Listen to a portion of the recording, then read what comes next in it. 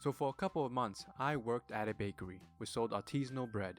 We sold the normal breads you see in grocery stores like sourdough, whole wheat, rye, ciabatta.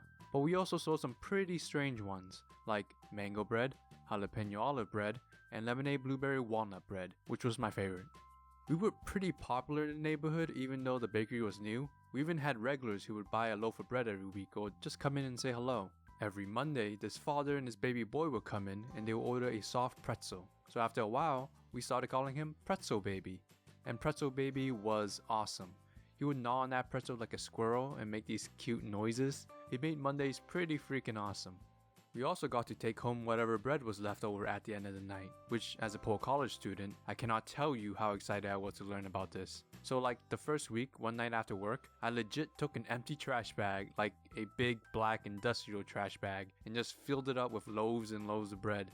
I first tried to be dignified about it and carried it out like I was holding actual trash, but it was too heavy. It kept dragging on the floor. Then I tried to carry it out like a baby, but it was just so large and unstable that I had a hard time walking and seeing where I was going. I almost got hit by a car twice. Finally, I resorted to slinging it over my shoulder and having it on my back. I was pretty sure I looked like I just killed somebody and was going to dump the body. But in the end, I got back to my room and had 20 loaves of fresh bread. I felt like a freaking king. I had so much I didn't know where to put it all. I pretty much just ate bread for the next week for breakfast, lunch, and dinner. And it was awesome. Things like that made working at the bakery super fun. But sometimes working there sucked. And the focus for this video is the customers. Customers that sucked. Now, like I said before, most customers were cool, really nice, respectful, and friendly. And as a customer service professional, I tried to make every 30-second interaction as pleasant as possible. But there were some that just made me want to smack them in the face with a French baguette. So one customer, let's call him the mime, came in every day for a muffin and cookie.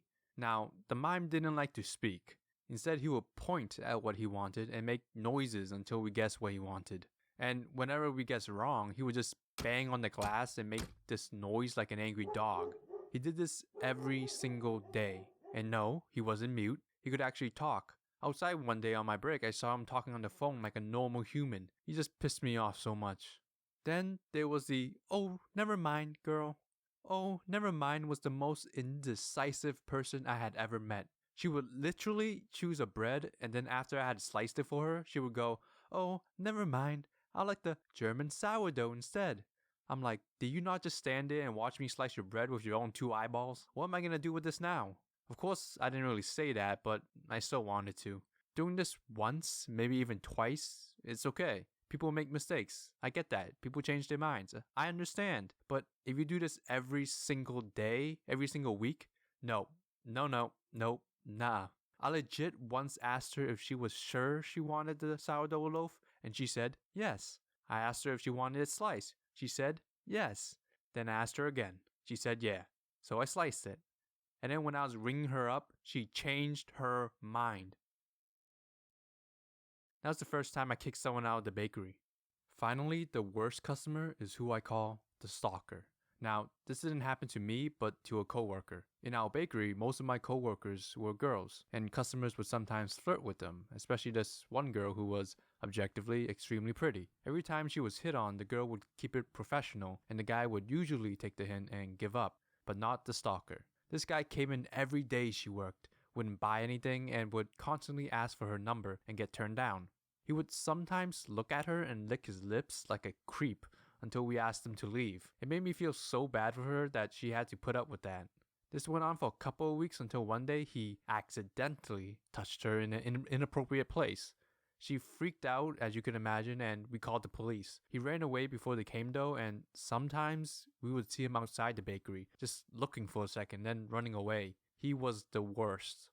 But overall, I'd say working at the bakery was fun. I got to meet a lot of cool people and eat a lot of bread. So whenever you have the chance, go to your local bakery and try some fresh bread. And treat the workers there nicely.